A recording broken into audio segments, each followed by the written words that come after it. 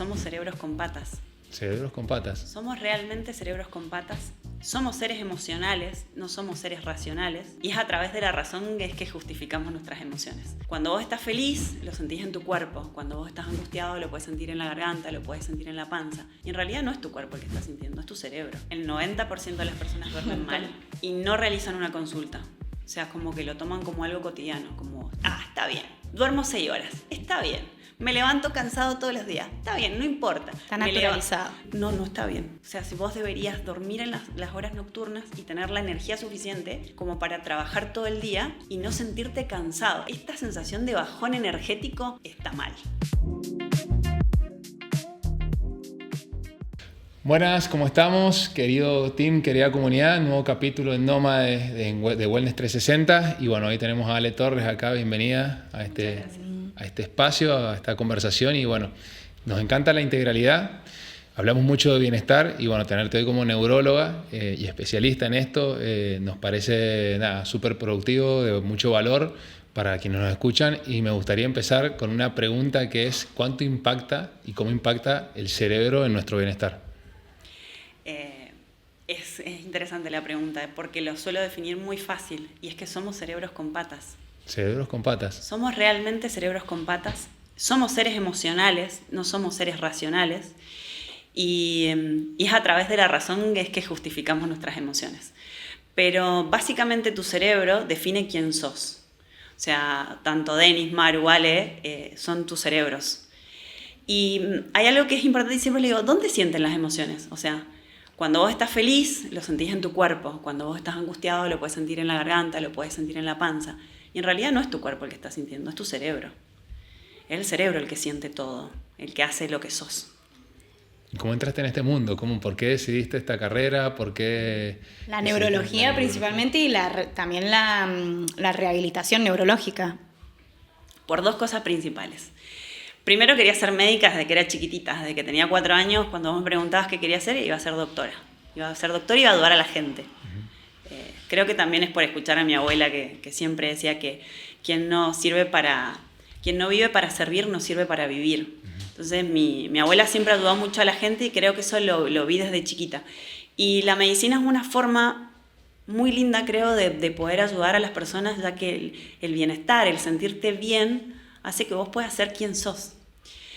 Y después, bueno, uno entra a medicina y al principio quería ser cardióloga o quería ser cardiocirujana y después uno va aprendiendo cada uno de los sistemas y creo que fue en una charla de un neurólogo en el que él hizo un concepto integral sobre todo lo que somos, que fue como dije: no, quiero ser neuróloga. Y después, en cuanto a la neurorehabilitación, es porque sentí que siendo neuróloga yo podía dar diagnósticos y podía establecer, no sé, tenés migraña, tenés epilepsia, y te podía dar un fármaco, te podía medicar, te podía tratar con cuestiones farmacológicas.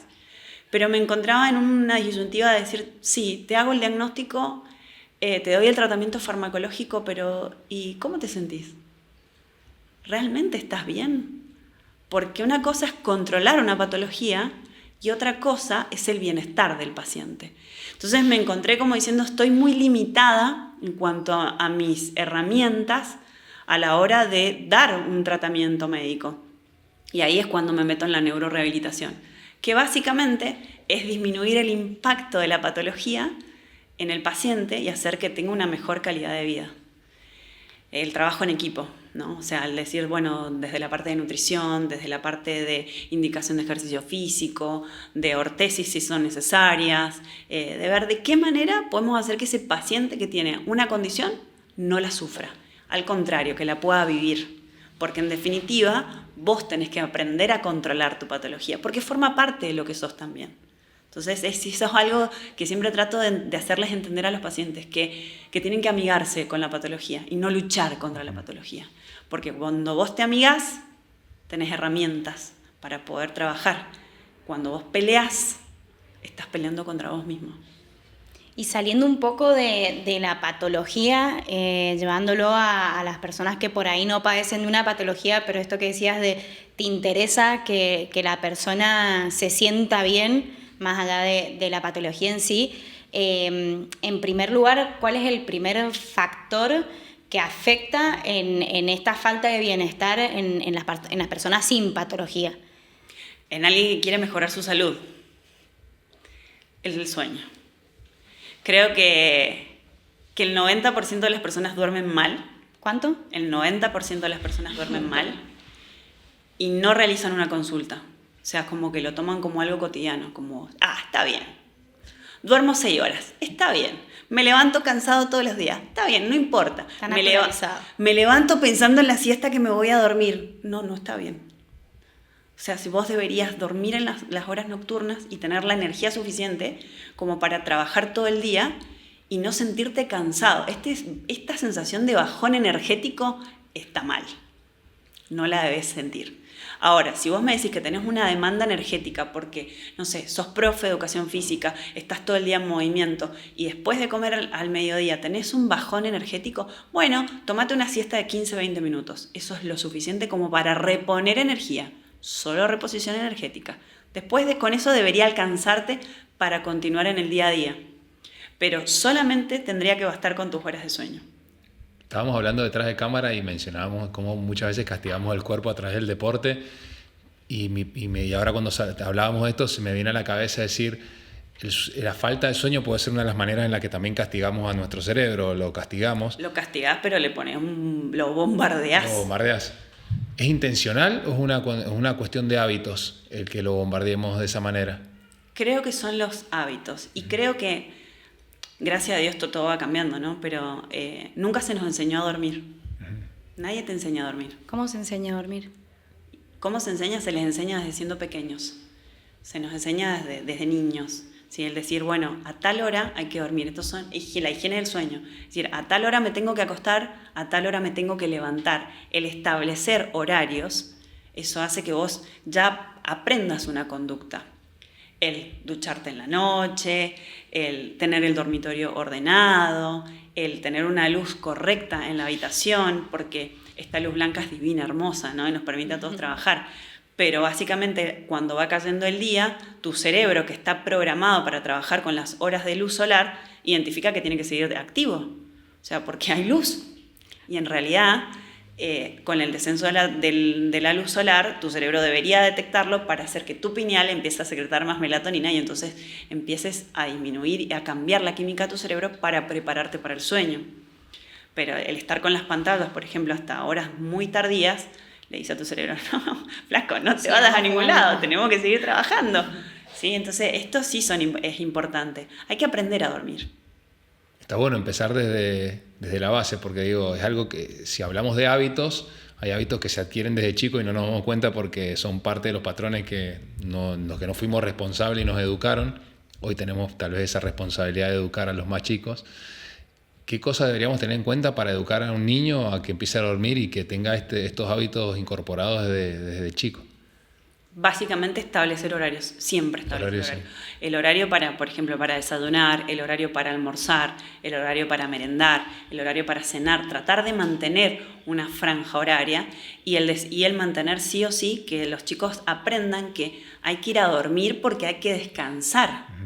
Viste que, a muchos nenes les ponen la mamadera y los mandan a la cama y entienden como que la mamadera tiene que ir a la cama porque... Y no es así. El momento para comer es uno, el momento para dormir es otro. Se te hace en la nuca. La mando con la mamadera a dormir.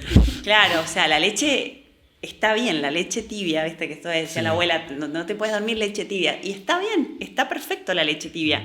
Pero no tomar a la cama como el lugar para tomar la leche. Eso está mal. Hay que educar a los niños. Hay un neurólogo infantil que hace mucho hincapié en esto, en el decir... Hay que enseñarles a dormir, como no nos enseñaron a dormir a nosotros, porque en definitiva era como, bueno, no, es de noche, hay que dormir. Pero no sé si es esto tan metódico de decir la alimentación a tal horario, la duchita de agua caliente, ¿por qué la ducha de agua caliente? Y es porque favorece el descenso de la temperatura central. Para que nosotros nos podamos dormir, nuestra temperatura tiene que disminuir. Cuando vos te bañás, aumenta la temperatura periférica y eso hace que tu temperatura central descienda mejor. Entonces, por eso es que la ducha en la noche tiene otro sabor, ¿sí? Entonces, bueno, el ducharte... Caliente, no te vas a meter al método Wim Hof a la mañana, a la noche no. el orden en el dormitorio, que tu dormitorio no sea un desorden, que tu cama sea placentera. ¿Y eso por qué el orden? El orden... ¿Cómo impacta, digamos? Porque tu lugar tiene que ser el lugar de descanso. No puede estar desordenado. Si vos te vas a dormir y tu habitación es un desastre, no te da ganas de entrar a tu dormitorio si eso está desordenado. Es una cachetada para... Así que estamos a mano. 1 a 1.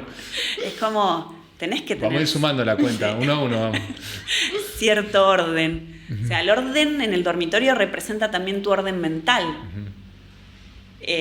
Las sábanas, que las sábanas sean lindas, que vos te sientas envuelto en tus sábanas, que el colchón tenga que ser un buen colchón, la almohada tiene que ser una almohada que a vos te agrade.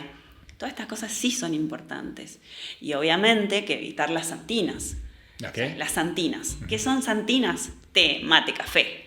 O sea, ni el chocolatito nocturno. el chocolatito nocturno tampoco. O sea, todo esto, hay ciertos alimentos como el tomate, el pescado, los picantes, el queso, el café, el té, el mate, un montón de sustancias que son estimulantes. Vos no te das cuenta y sí son estimulantes. Y eso los queremos en el día, no en la noche. Entonces, esas cosas, esa higiene dentro de los alimentos también es importante, porque aumenta algo que se llaman catecolaminas, que las catecolaminas son las que nos mantienen activos, ¿no? Entonces no las queremos. Tenés que tratar de evitar esos alimentos. Lo que no quiere decir, mucha gente dice, no, yo no ceno. Y después se me despiertan a las 3 de la mañana así, ¡ay, Dios santo! Asustados. ¿Qué pasó? Pasó que te quedaste sin energía. Pasó que tu cerebro detectó ese bajón glucémico y te pegó una piña de adrenalina y te dijo, despertate porque nos estamos quedando sin energía. Entonces muchas personas se me despiertan a las 3 de la mañana, asustados, transpirados, con taquicardia, sin saber qué pasó. Cuando yo les pregunto, ¿qué cenaron? No ceno nada. ¿Y cuál fue tu última comida? La del almuerzo. Ah, hermoso, bonito. O sea, y porque muchos creen que durante la noche nuestro cuerpo no hace nada. Y no, tu cuerpo se está reparando. Y esa reparación requiere un gasto energético. ¿De dónde lo vas a sacar si la última vez que comiste fue en el almuerzo? Entonces, es una delgada línea en la que vos decís, sí, tenés que alimentarte, tampoco te puedes pegar un atracón, pero tiene que haber una disponibilidad energética. Tu cerebro trabaja con glucosa que obtiene a partir de los alimentos. Una persona a los 70 años consumió 2.5 toneladas de glucosa ese cerebro. Tu cerebro es el órgano más hambriento, se lleva el 20% del gasto energético y está quietito. No es como el corazón que está taca. No. Está quieto, no se mueve. Sí, obvio, hace un montón de cosas. Químicamente es lo que te mantiene vivo. Pero necesita energía. Entonces esto de no cenar y no estaría tan bien. Y hablando un poco de esto de la higiene del sueño y la reparación durante la noche, también se habla mucho de la cantidad de horas a dormir o la profundidad del sueño. ¿Podrías explicarnos un poco cómo son esas etapas del sueño para que sea realmente reparador? Y por ahí eso, como tratar de decir, bueno, en lo posible necesitamos 7, 8 horas para dormir, 5, 6, dependiendo si sos niño, adultos mayores, cambia, no cambia. ¿Cómo funciona eso en general? Bien. En general, una persona adulta tiene que dormir 8 horas. Eso es lo que vos necesitas. Adolescentes pueden llegar a necesitar hasta 9 horas y media, 10. Los niños duermen más horas. De hecho, si vos te pones a pensar, los bebés duermen de las 24 horas, 20. ¿Sí? Y los adultos mayores pueden dormir entre 7 y 8. Dormir de más también es un indicador de falta de salud. ¿Sí? Cuando una persona duerme muchas horas, también es un indicador de falta de salud. Pero lo que está considerado es dormir 8 horas de calidad. ¿Qué quiere decir 8 horas de calidad? 8 horas en las que tus fases del ciclo del sueño se puedan cumplir. Tenemos 2 fases de sueño, una que se llama no REM y otra que se llama REM. No REM, o no movimientos oculares rápidos, ocurre durante las primeras fases del sueño y a su vez se divide en 3 o 4 fases dependiendo del autor. A mí me gusta decir que hay 4 fases. Esas fases que son importantes, que es la fase 1, que es la de la inducción del sueño, después pasamos a una fase 2, que es un poco más superficial, y una fase 3, que es muy importante, que es donde se produce todos los procesos de liberación hormonal, donde se libera hormona de crecimiento, se regula la testosterona, los niveles insulínicos, glucémicos, todo pasa durante fase 3. Y luego hay un periodo muy cortito, que es entre fase 3 y fase 4, donde cambia el patrón eléctrico cerebral, y ahí pasamos a una fase de sueño que es REM. Durante todas estas fases del sueño, a veces puede pasar de 3 volver a 2. Y muchas veces nos quedamos en fase 2 y vos te levantás como muy cansado. Y es porque no alcanzaste esas fases de profundidad de sueño. Y es el día que vos decís, che, dormí las 8 horas, pero no me siento tan bien. Y porque probablemente tus ciclos de sueño REM, que es donde se producen los procesos de consolidación de la memoria, no hayan sido tan efectivos. ¿Esa fase 3 sería como el sueño más profundo? Es como un sueño muy profundo, sí. Es como en la transición. Y el tema es que necesitas 4 ciclos de sueño no REM de 90 minutos por 2 de 60 de REM. Si sacamos la cuenta, son las 8 horas de sueño. Entonces, esto es que va variando a lo largo de la noche. Muchas veces hay personas que se despiertan en el medio de la noche, van al baño, vuelven y pueden entrar de nuevo en fases de sueño muy profundas. Y son personas que tienen muy buena capacidad de sueño. Pero en general, si vos te acostaste estresado, si no tuviste una buena higiene del sueño, o por algunos trastornos del sueño que existen también, no podés tener una buena calidad de sueño. Y eso trae consecuencias muy graves para la salud. Pero graves, gravísimas. Estoy hablando de que si yo como médico no regulo sueño en un paciente, y probablemente el tratamiento sea ineficiente. Porque todas las patologías se van a exacerbar. Entonces, esto es algo a tener en cuenta. O sea, decir, che, me estoy tratando por tal cosa, pero ¿y cómo está mi sueño? ¿Tengo las 8 horas de sueño? ¿Me levanto como diciendo, hola mundo, son las 8 de la mañana, dormí muy bien y tengo energía? ¿O me levanto muriéndome? O sea, eso es muy importante. ¿El sueño profundo cuántas horas? 2 horas dijiste que deberían ser totales. No, 4 ciclos. No, son 4 ciclos de sueño no REM de 90 minutos 90. Por 2 de 60 de REM. Ajá. Eso es lo que se estipula de un sueño de calidad. A ver, no todas las noches dormimos igual de bien. Eso te iba a preguntar. Sí. No es que siempre es constante y es muy variable y depende mucho de la temperatura del dormitorio, la época del año. Hay ahora estudios científicos que hablan de que cuando hay luna llena no dormimos bien y es porque incide en alguna de las fases del sueño. O sea, es como...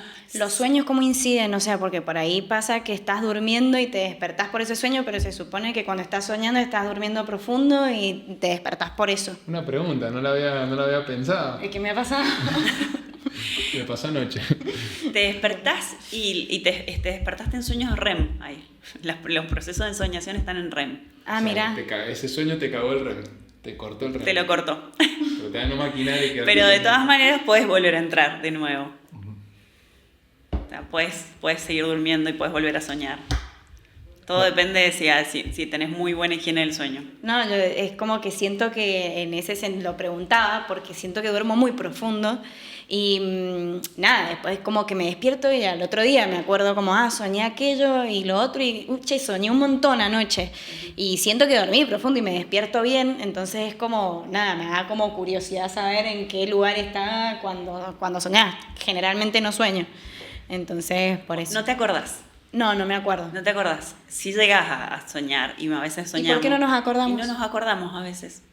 ¿Por algún bloqueo o algo? No son bloqueos. Tiene que ver con que en realidad no deberías recordar siempre lo que soñás.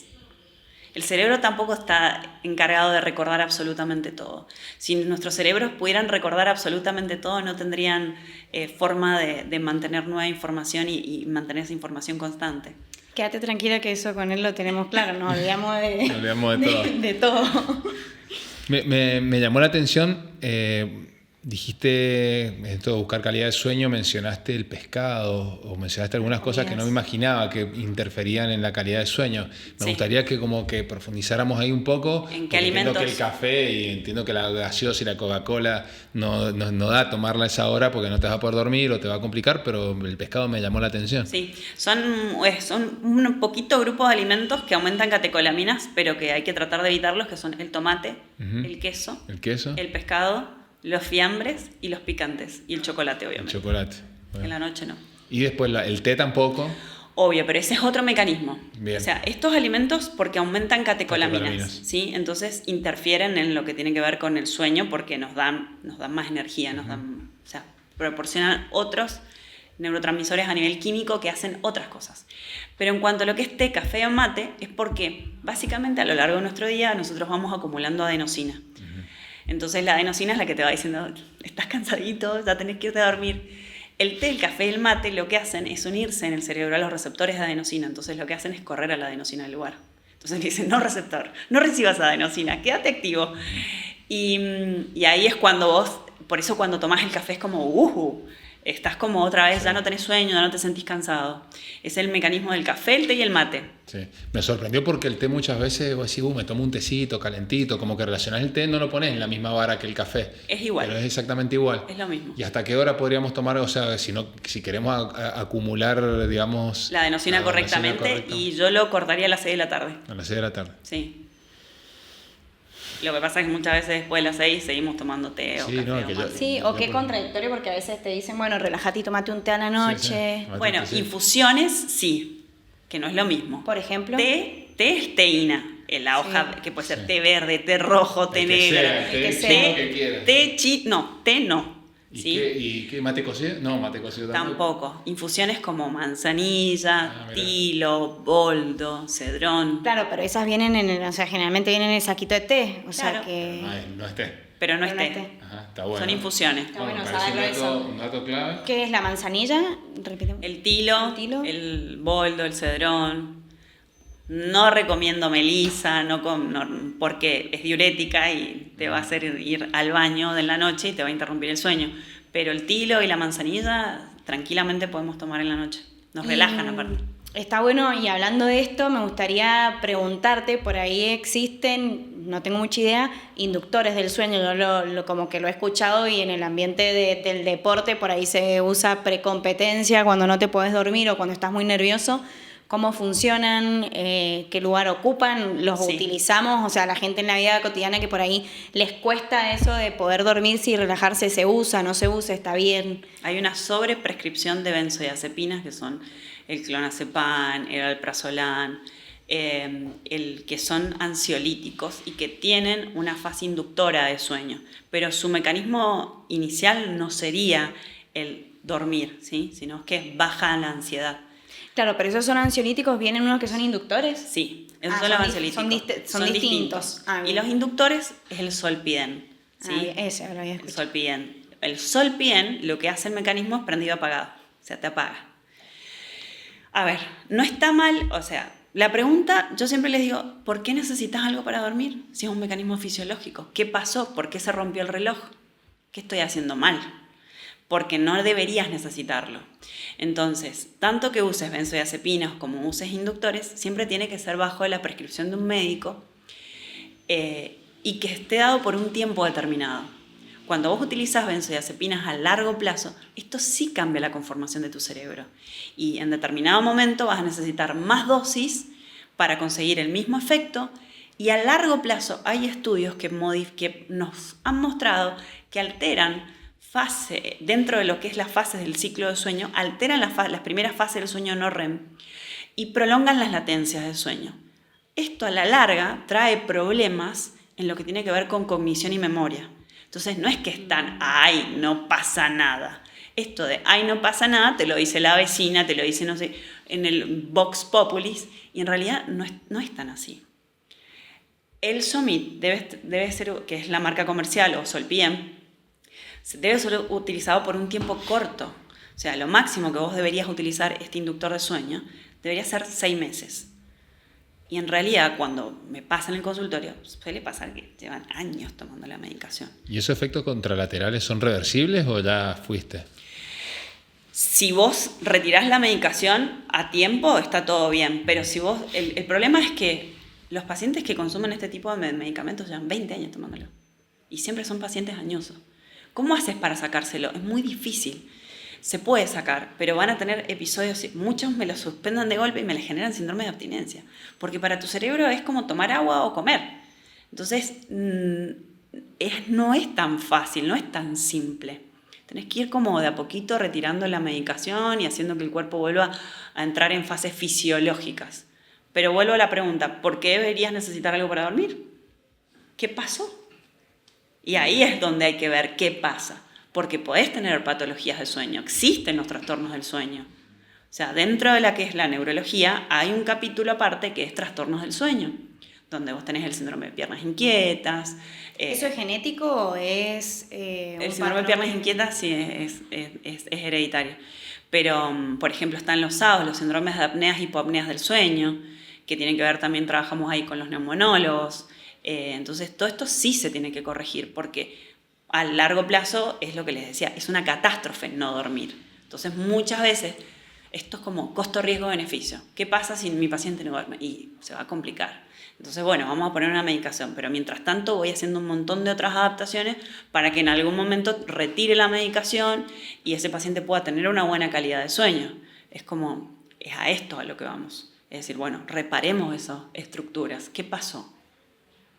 Saliendo un poco del sueño y entrando, entiendo que el sueño tiene que ver con el descanso, lógicamente, pero también el descanso en el día se puede dar de otras maneras. ¿Qué opinás con respecto a las actividades que por ahí están en tendencias como la motivación, escúchame, como la meditación, como el stretching, como que esas que son como pausas más activas? ¿Qué es lo que sucede a nivel cerebral y si realmente eso te ayuda a descansar o no, o cómo funciona? Sí sirve. ¿Sí? Primero, sí sirve. La meditación la introduce Kabat-Zinn en el año 60. Kabat-Zinn era un médico y él era oncólogo y él veía que sus pacientes oncológicos no respondían bien al dolor. Entonces, él que hacía meditación dice, ¿cómo hago para que todas estas personas poder ayudarlas, no solamente con el tratamiento médico? Entonces introduce el mindfulness. Y como todo en medicina tiene que ser medible y tiene que ser científicamente comprobable, introduce una escala que es el MSRB, y a partir de esa escala es que él empieza a documentar las respuestas positivas que tenían sus pacientes oncológicos. En ese momento Kabat-Zinn ni se imaginaba todo lo que pasa. O sea, él lo podía imaginar en el cerebro, pero no lo podía comprobar. Hoy comprobamos a través de imágenes funcionales, como resonancias magnéticas funcionales, o PET, que es la tomografía por emisión de positrones, en la que nosotros podemos ver el metabolismo del cerebro, que la meditación cambia las estructuras a nivel cerebral y cambia a nivel metabólico y mejora las respuestas. Entonces, hoy meditar debería ser algo que todos deberíamos practicar, ya que mejora la forma en la que vos pensás, actuás, mejora la química de tu cerebro, es un bienestar general. Entonces, sí se recomienda la meditación en sus distintas proporciones, o sea, desde mindfulness a, meditaciones mucho más profundas, pero todo esto requiere un entrenamiento. Estar aquí y ahora hace que tu cerebro sea más feliz, y un cerebro más feliz es un cerebro saludable. Entonces, es re importante. Y qué difícil ahora en esta época donde vivimos como un poco en el piloto automático de ir haciendo y la cabeza en 10.000 cosas. Aparte de la meditación, ¿qué otras cosas recomendás para estar en el aquí y ahora y tener un cerebro feliz? Una adecuada nutrición, que muchas veces esto de decir estamos a 10.000 por hora y comemos cualquier cosa. No es así. Es la nafta que le pones a tu cuerpo. Si vos no le pones una nafta de calidad, ¿cómo haces para que el cuerpo funcione bien? O sea, cuando digo esto, doy un ejemplo muy fácil, que es decir, una banana, para todas las personas es una banana. Y para mí, yo miro la banana y pienso en serotonina. ¿Por qué? Porque vos te vas a comer la banana. La banana, más allá de un montón de nutrientes, fibra, magnesio y un montón de otros requerimientos nutricionales que tiene la banana, tiene triptófano. Y el triptófano es el precursor de la serotonina. Entonces, esto es decir, tener una alimentación consciente en qué le voy a dar a mi cuerpo. Cuando vos le das porquerías en las que hay un etiquetado atrás en donde vos decís, ¿y esto qué es? Porque hasta tienen nombres raros y extraños, le estás metiendo cosas que no sirven, que son nocivas para tu salud. Y que si vos tenés una patología, lo que haces es estar dándole queroseno, entonces prendés fuego a la patología. Entonces, mientras tengas una alimentación más balanceada, más natural, por así decirlo, incluyendo todos los grupos de alimentos, porque somos omnívoros y necesitamos todos los grupos nutricionales, todos los grupos de alimentos. Creo que de esa manera tenés una buena nutrición. Y tratando de evitar los ultraprocesados, claramente. Entonces, sueño, alimentación, meditación y obviamente que el ejercicio, la actividad física. Nuestros cuerpos están diseñados para moverse, no para quedarse quietos. Entonces, necesitas el movimiento como parte fundamental, como pilar para poder tener una correcta salud. Cuando vos tenés masa muscular, tenés un cerebro saludable. Masa muscular es igual a neuronas. Esto se lo ejemplifico con las personas muy añosas, ¿viste? Cuando las personas tienen demencia, son muy grandes, vos los ves, ¿cómo son? Chiquititos, flaquitos, no tienen masa muscular. Bueno, así también está el cerebro. Eso es un ejemplo, es como muy visual. Cuando vos tenés una persona saludable, más allá de tener más años o menos años y que claramente la masa muscular va a disminuir, tienes masa muscular. La masa muscular te va a proteger, te protege y hace que tu cerebro sea feliz. Bueno, está bueno, tenemos entrenamiento de la fuerza, tenemos nutrición y sí quiero como volver a entrar un poquito más ahí, que tiene que ver con la parte del intestino, o sea, cómo la microbiota también impacta a nivel cerebral. ¿Podemos profundizar un poquito más ahí? Claro que sí. Eje intestino-cerebro. Es una vía bidireccional. Y hay otro dicho que es, como es arriba, es abajo. Uh-huh. Si arriba está desordenado, abajo seguramente está desordenado. O sea, los problemas que tienen que ver con la parte intestinal se relacionan también con trastornos a nivel del sistema nervioso central. Uh-huh. O sea, tu microbiota es la encargada de que haga que todos los alimentos, que toda la nafta que le estás poniendo en tu organismo se transforme químicamente para poder transformar estos neurotransmisores y que vayan arriba del camión de la albúmina. Si la albúmina les dice, vengan chicos, súbanse, yo los llevo. Entonces, esto hace que tu cerebro trabaje de una forma correcta porque tu intestino está saludable. El intestino tiene que estar saludable. Si tu intestino no está saludable, y probablemente tu cerebro tampoco. De hecho, hay muchos estudios reportados donde se correlacionan trastornos intestinales con depresión. Y sí es cierto. Sí tiene que ver con la química. Sí tiene que ver con que la mala absorción o con los síndromes malabsortivos sí generan trastornos a nivel del sistema nervioso central. O sea, nuestro cuerpo es químico y toda la química interviene en cada una de las células de tu organismo. Entonces, bueno, somos un todo, no podemos separarnos. ¿Sí? Lo mandamos a entrenar, lo mandamos a la nutricionista, lo mandamos a meditar también. Sí. Me gusta. O sea, ¿y qué lugar ocupa, y sumando un cuarto pilar, lo social o lo afectivo? Las relaciones, somos seres sociables. No podemos estar solos. El estar solo implica un proceso de introspección y eso hace también que aumente el pensamiento rumiante, esto de estar con una idea que gira en torno a tu cabeza. Vos necesitas la sociabilización y relaciones afectivas. O sea, esto de ser una isla sola no se puede. De hecho, países de primer mundo tienen ministerios de la soledad. Los ministerios de la soledad que están en Suiza, en los países nórdicos, y tiene que ver también con esto de que, bueno, ellos tienen menos horas de luz durante mucho tiempo. El no tener horas de luz también impacta negativamente en la calidad de tu salud. Y esto de aislarte. Entonces, el aislamiento genera que vos tengas más problemas a nivel de la esfera psíquica, todo lo que tiene que ver con tu salud mental. Existe algo que se llama fenómeno hikikomori, que es un fenómeno de aislamiento en el que estas personas se aíslan y esto aumenta la tasa de depresión y de suicidios. Por eso es que estos países de primer mundo tienen este ministerio que está encargado de detectar estos problemas de salud y de poder tener un abordaje interdisciplinario. Entonces es interesante. Y agrego uno más que quiero relacionarlo con el cerebro. Hablamos del entrenamiento de fuerza, pero ¿qué aporta el entrenamiento de resistencia? Sobre todo para ustedes que son corredoras y les gusta el... Hacen dos cosas completamente distintas. El entrenamiento de fuerza lo que va a hacer es aumentar el factor neurotrófico cerebral, va a mejorar la forma en la que tus neuronas se desarrollan y de hecho hay un estudio donde muestra que las personas que realizan actividad física, hay una zona que se llama hipocampo y está relacionada con los procesos de memoria, y las personas que lo mantienen a lo largo del tiempo, cuando llegan a determinada edad, evitan que esa zona del cerebro envejezca y se mantiene con un buen tamaño y un buen volumen.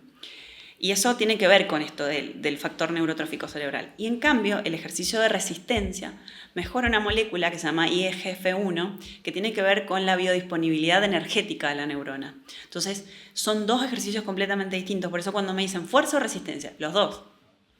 Ni uno ni otro, los dos. Los dos son importantes. Entonces, porque hacen efectos diferentes en tu cerebro.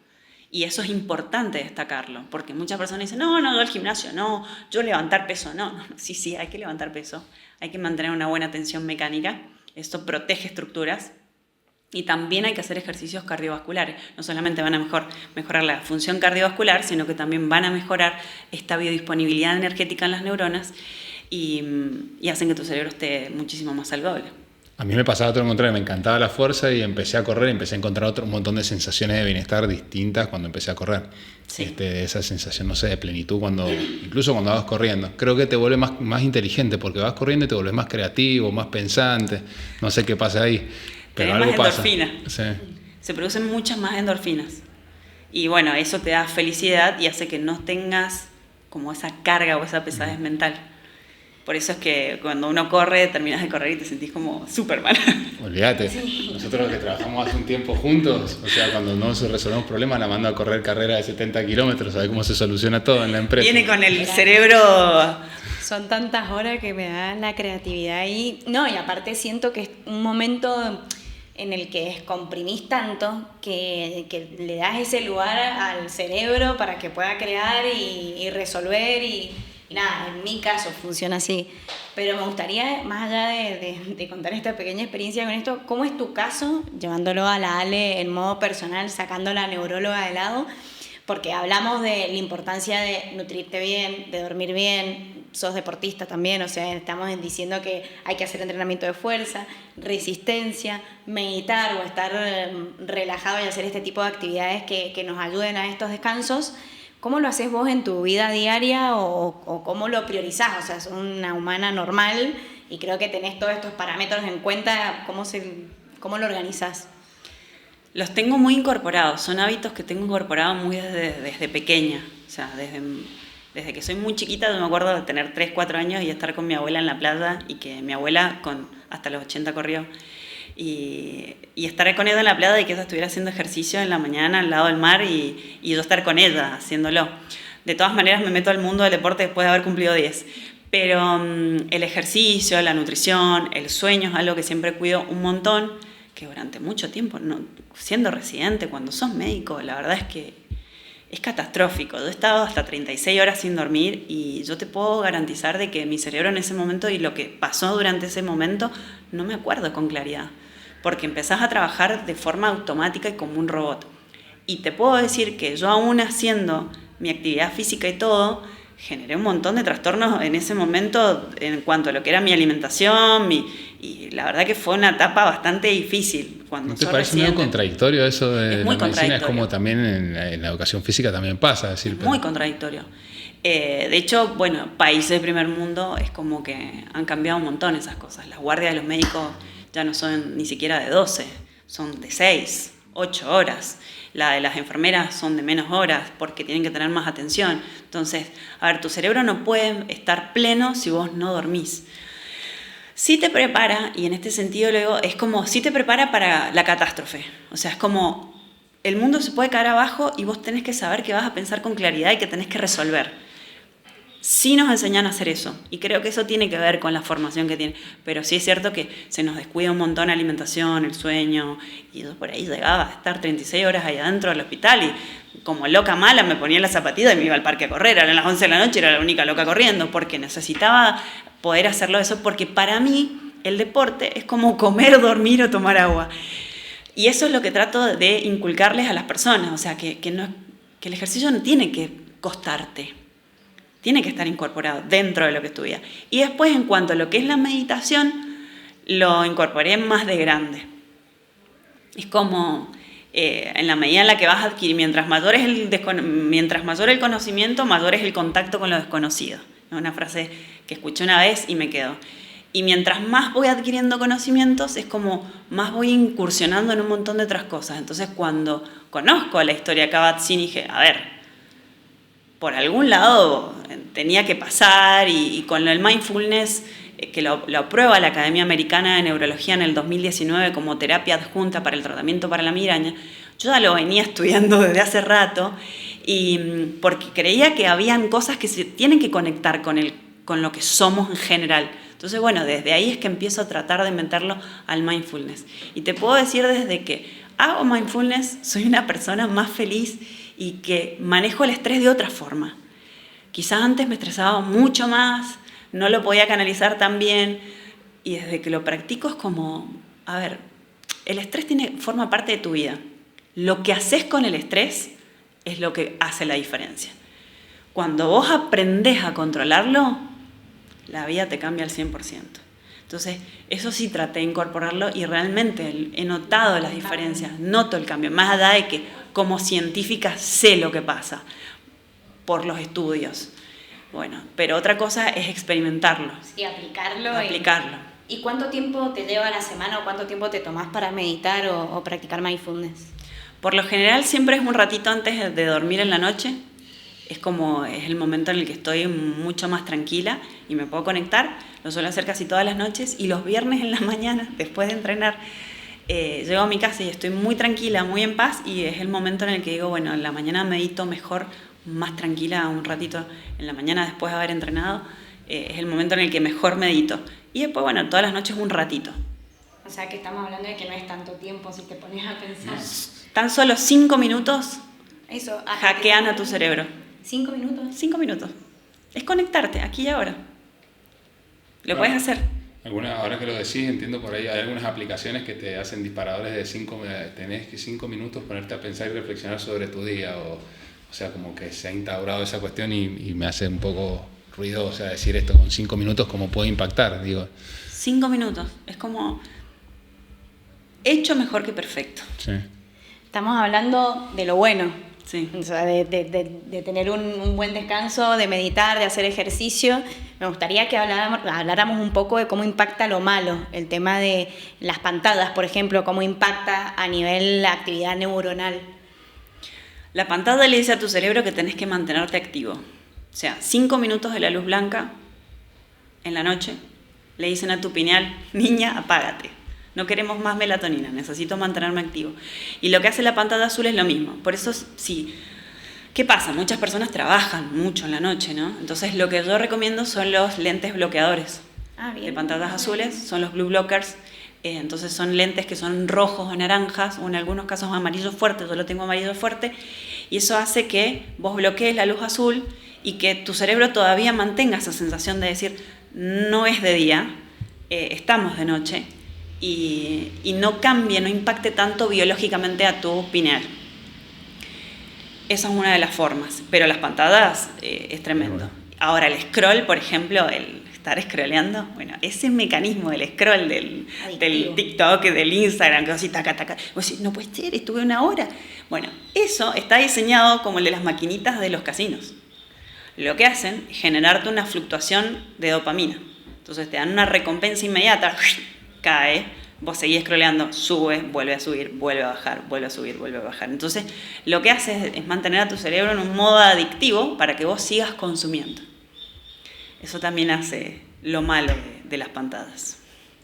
¿Cuánta cantidad en horas sería recomendable las pantallas? Porque entiendo que hoy trabajamos con pantallas, celular, pero si tuviéramos que poner, y que en la noche sería lo ideal es tratar de evitarlas, pero en el día, o sea, ¿cuánto deberíamos acumular en horas de este consumo? Lo menos posible.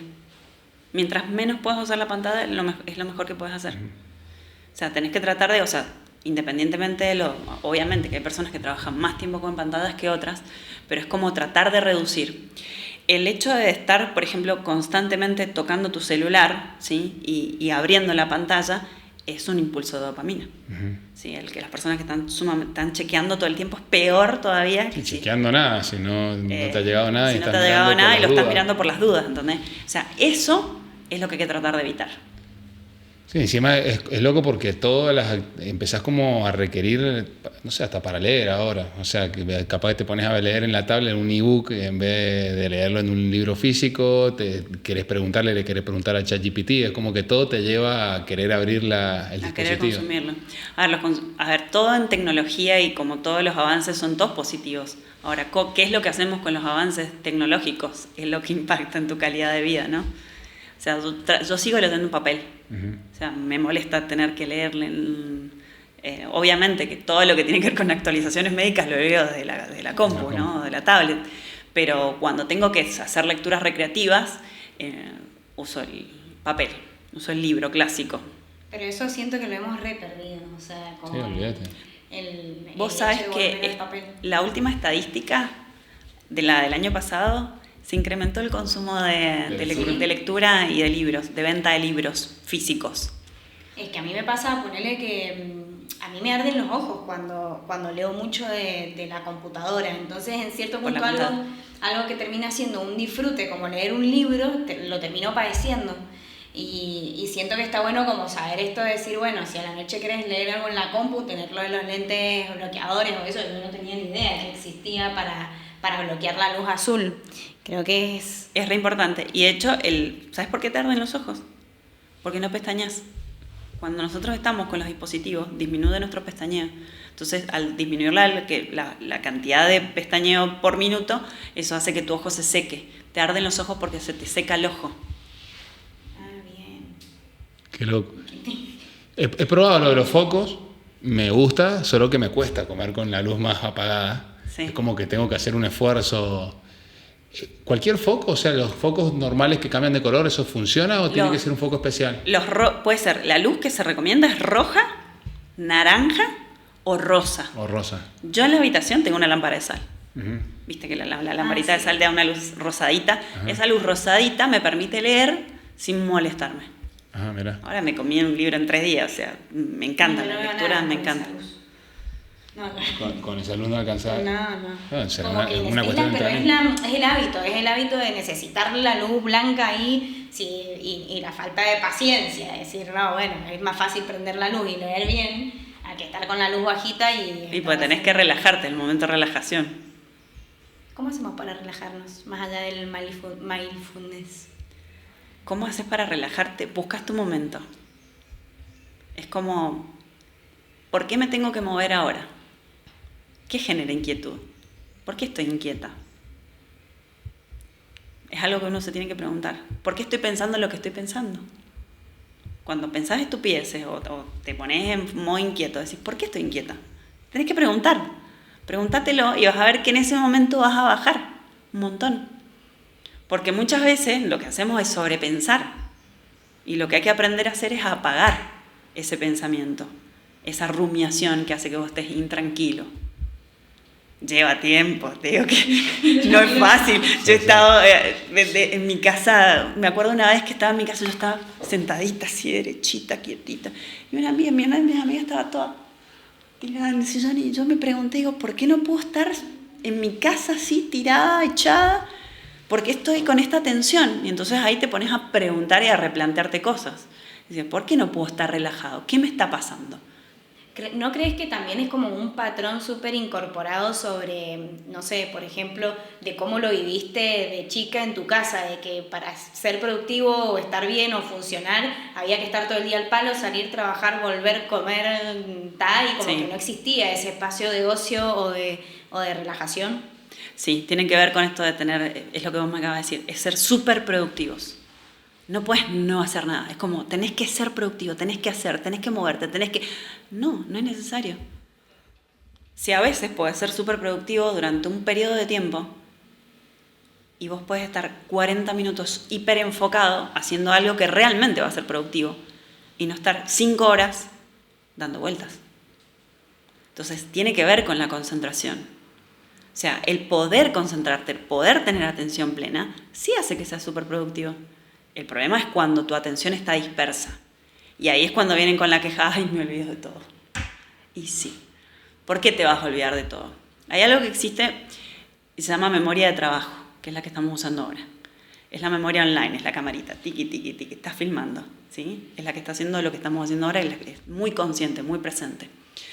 Tu memoria de trabajo tiene 3 variables re importantes, que son atención, inhibición de mecanismos corticales, o sea, de todo lo que está pasando, y velocidad de procesamiento. Y las 3 son correlativas. Si tu atención cae, caen las otras 2, y por lo tanto cae tu memoria de trabajo. ¿Por qué se perjudica la memoria de trabajo? Por el multitasking. Porque tengo 55 disparadores a la vez y lo que hace tu cerebro ante esa tanta información es decir, no, para un poquito, no. Te tengo que mantener sanito, entonces lo que voy a hacer es sacar información. Y cuando sacas de los 55 estímulos que tengo, agarra y cierra las otras ventanas, no lo hace por orden de importancia. Lo hace para protegerte. Entonces quizás cerró una ventana que era re importante. Y ahí es cuando vos te olvidaste. O sea, esto me parece re importante. El multitasking no es tan saludable. No es saludable. El multitasking no es saludable. No sirve. No sos súper productivo haciendo multitasking. Al contrario, estás disminuyendo tu productividad. Porque si vos hicieras las cosas una por una, serías muchísimo más efectivo y quizás hasta te llevarían menos tiempo. ¿Cómo nos ha mentido la industria de la hiperproductividad entonces? Sí, ser hiperproductivo no es ser saludable. Sí, y también siento que es como algo que está como en la sociedad muy bien visto, el hecho de hacer multitasking. Es como que te da estatus. Es como que, claro, mientras más haces, sos mejor. O sea, como que creo que esa es un poco también la creencia que tenemos. Si no hago todo esto, me quedo atrás. Entonces creo que la misma sociedad también nos va llevando a pensar que el camino es el multitasking y el hacer muchas cosas a la vez, cuando en realidad nuestro cerebro está programado para otra cosa. Para hacer una y bien hecha. No, funciona. Como para ir conectando mucho estas cosas, me gustaría que describieras entonces qué es un cerebro saludable, en una frase. Un cerebro saludable es un cerebro atento y feliz. Simple. Aquí y ahora. Estar conectado, sí. Estar conectado plenamente, en plenitud. Entonces, eso hace que vos no tengas estrés, que no tengas rumiación, que no tengas sobrecarga, que puedas descansar bien, que puedas ejecutar las cosas bien, de buena manera. ¿Qué lugar ocupa estábamos hablando de lo que es necesario para este bienestar del cerebro? ¿Qué lugar ocupa la psicología o el tratamiento psicológico para el bienestar de la persona? Recontra importante. Y de hecho la mayoría de las personas va al psicólogo cuando tiene un problema. Y en realidad deberíamos ir al psicólogo antes. Porque uno tiene que buscar ser la mejor versión, ¿no? Vos tenés que tratar de buscar siempre ser tu mejor versión. Y tu mejor versión refiere a un montón de cosas. Y entre ellas a salud y salud mental. Y es como que hay un tabú ahí, es como, no, el psiquiatra no, el psicólogo no. Y en realidad tu cerebro es un órgano.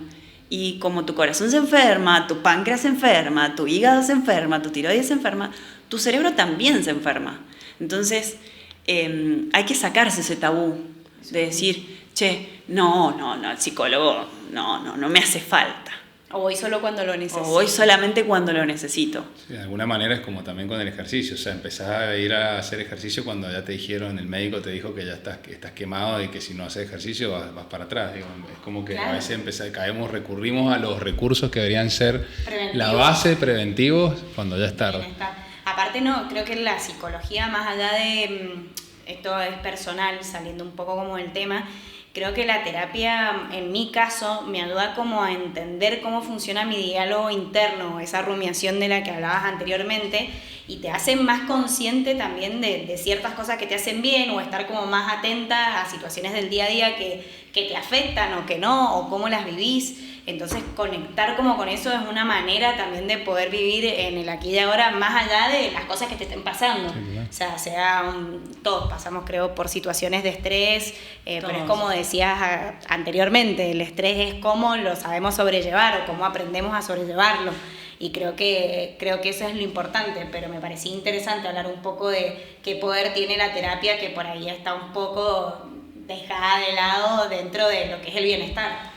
Y el creer que yo puedo con todo, ¿no? También. todos nos creemos súper poderosos. Y no, a veces no podés con todo. A veces necesitas ayuda. Entonces el decir, che, bájate el ego un poquito y pensá que sí necesitas la ayuda de los demás. O que sí necesitas mejorar. O sea, nadie es perfecto, todos tenemos batallas. Y creo que en ese poder de construcción de persona que tenemos que hacer como personas, la terapia tiene que ser algo que tiene que estar más instaurado. Pero bueno, creo que se le está perdiendo el miedo y eso es lo importante. O sea, antes que era como, antes era para locos. Y hoy no, hoy cambió, gracias a Dios. Todo va cambiando y va evolucionando de manera positiva. Pero sí, es re importante, es el superpoder que tienen los psicólogos de ayudarte. Hubo ahí en un momento de la conversación que se habló un poco de suplementación, algunos fármacos y demás, y me quedó como colgada alguna pregunta porque después he escuchado de la melatonina, sí, y después hay otros suplementos que son parte, no sé, de la nutrición, que te dan magnesio y demás. O sea, ¿qué rol cumplen y la diferencia entre lo que habíamos hablado anteriormente con este tipo de suplementos? A ver, si estás saludable y si te alimentás como corresponde, no deberías necesitar una suplementación, exceptuando situaciones puntuales como Maru, que corre muchos kilómetros, o en mi caso cuando estoy entrenando mucho para un triatlón en el que requiero suplementación, como por ejemplo la creatina. La creatina es sumamente segura, es un compuesto nitrogenado orgánico, nuestro cuerpo lo genera, y eso hace que la suplementación con creatina no sea buena, sino sea súper buena y súper segura. Y de hecho hoy la creatina forma parte de uno de los suplementos más importantes para la ciencia, no solamente por su poder ergogénico en el músculo, sino a nivel cerebral, porque tiene algo que se llama fosfocreatina, que es la que trabaja en el cerebro. Y hay estudios en los cuales, por ejemplo, en pacientes con depresión, que son tratados farmacológicamente, porque requieren fármacos, y están suplementados con creatina, y han tenido mejores respuestas versus el grupo de control que no estaba suplementado. O, por ejemplo, se la utiliza para patologías como enfermedad de Alzheimer y también han tenido mejores respuestas. Es como que ha provocado un proceso de enlentecimiento en el avance de síntomas. En pacientes con esclerosis múltiple, por su perfil antiinflamatorio. En pacientes con enfermedad de Parkinson, porque lo que hace también es mejorar a nivel muscular y estamos hablando de que es una enfermedad en la que los músculos están muy comprometidos. O sea, es muy segura y, por ejemplo, la creatina sí se puede usar y deberíamos usarla. Casi todos los médicos. Se podría decir de que también la creatina, o sea, ahí en los estudios se habla de gente enferma, pero podría ser preventivo. Exactamente, porque, por ejemplo, hace que vos tengas mejores niveles energéticos a nivel neuronal. ¿Sí? Entonces, es un suplemento seguro y lo pueden usar. Obviamente, todo tiene que estar suplementado a través de un profesional médico, ¿no? O sea, no todas las personas pueden utilizar los mismos suplementos. Hace unos días me preguntaban sobre la cúrcuma y, a ver, si bien la cúrcuma tiene unas propiedades antiinflamatorias, por ejemplo, la cúrcuma por sí en polvo no se absorbe bien sola. Tiene que estar acompañado de un lípido porque es liposoluble, entonces tiene que ir con grasas. Y los estudios sobre cúrcuma, por ejemplo, ahí están flojitos de papeles, ¿sí? O sea, es como que sí, ¿no? Es un ayudín, pero falta un poco más de evidencia científica. Después, por ejemplo, en lo que tiene que ver con magnesio, el dosaje sérico, por ejemplo, en un análisis, representa el 1% total del magnesio. O sea que ese análisis está de más, no sirve. ¿Dónde tengo que hacer un análisis sobre magnesio? Hay un cuestionario muy largo que incluye que son como que 100 preguntas sobre un montón de alimentos y vos tenés que ir contestando sí, no, y de acuerdo a la cantidad de alimentos que vos tenés y consumís a lo largo del día es si probablemente te falte magnesio o no. No es medible el magnesio en sangre. Hay estudios en los cuales se muestran mejoras a nivel de secuencia Volt en cerebro. Sí, está buenísimo, mejora a nivel de los perfiles en hipertensión arterial. No hay diferencias en sexos, por ejemplo, está buenísimo. También hay que ver qué tipo de magnesio. Citrato, biciclinato, depende cuál. En cuanto a lo que es, por ejemplo, B12 y vegetarianos y veganos, tenés que estar suplementado con B12, porque la B12 se encuentra solamente en origen animal. Y acá lo importante es que la B12 no ejerce acciones importantes, ejerce acciones importantísimas y fundamentales para tu cerebro. Es la que permite el tapizado de los cordones posteriores de médula espinal. O sea, un déficit agudo de B12 súbito te deja en la guardia, ¿sí? Y es una urgencia neurológica. Entonces, no es joda la B12. La B12 es sumamente importante y la necesitamos todos. De hecho, cuando hay deficiencia de B12, empieza a acumularse una neurotoxina que se llama homocisteína en tu cerebro y eso hace que vos tengas un enturbiamiento mental, que estés fatigado, que estés cansado. De hecho, las alteraciones en B12 también se relacionan con alteraciones sensitivas. O sea que B12 hay que medirla, hay que dosarla. Se dosa en sangre y de acuerdo a los niveles se suplementa o no cuánta cantidad por día o por semana. Después con vitamina D3, que tanto se habla del sol y de todo. Bueno, la vitamina D3 también ejerce funciones a nivel del sistema nervioso central. Es un neuroesteroide. Permite que los neurotransmisores como dopamina, serotonina, acetilcolina se secreten. Entonces, la vitamina D3 hay que tenerla también dentro de un dosaje normal. Los dosajes por encima y son tóxicos, también generan problemas, pero ejerce funciones protectoras a nivel cardiovascular, metabólico, intestinal, fosfocálcico, muscular, o sea, es gigante el espectro de vitamina D3. Hay muchísimos estudios, se relacionan déficit de vitamina D3 con esclerosis múltiple, entonces hay cosas muy importantes de lo que es suplementación. Pero tiene que ser bajo la supervisión médica. O sea, por tomarlas no se puede tomar. Por ejemplo, estaba de moda la vitamina C. Y si vos te excedes en vitamina C, eso ejerce funciones tóxicas en tu organismo. Entonces, es como, a ver, si vos te consumís todos los días una naranja, y ya estás cubierto con vitamina C. Entonces, por ahí esto de querer suplementarnos con de todo, y tampoco es bueno. Pero sí hay suplementos muy seguros, pero siempre tienen que tener la supervisión médica. Mucha información. Sí. O sea, volvemos un poco, en la entrevista anterior estábamos hablando con una Nutri que justamente nos contaba de lo importante que es salir del macronutriente en sí, como la proteína, la grasa y el carbohidrato, y también darle bola a los micronutrientes que hacen todas estas acciones más bioquímicas que por ahí no tenemos tan en cuenta porque no las hemos aprendido o lo que sea y el lugar que ocupan, y me parece como recopado que en dos conversaciones como que se haga hincapié en eso y que se pueda hacer un poco más consciente de lo que estamos consumiendo y de lo que no estamos consumiendo y nos falta. Sí, que es mucho más completo que solamente pensar en macro o que pensar en calorías, en más calorías, menos calorías y que no joda el tema de la alimentación y cómo impacta también a nivel cerebral, así que... Sí, en el descanso y en todo lo que hablábamos, al final volvemos a lo mismo, como tener en cuenta los hábitos a través de toda la integralidad de los factores es súper importante para mantener una buena salud.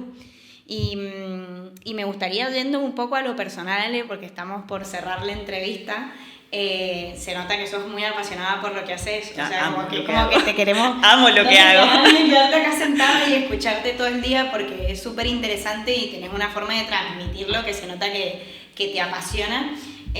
¿Hacia dónde va tu vida con respecto a la neurología? ¿Qué te gustaría lograr o seguir colaborando con la sociedad, con todo esto que nos estás enseñando?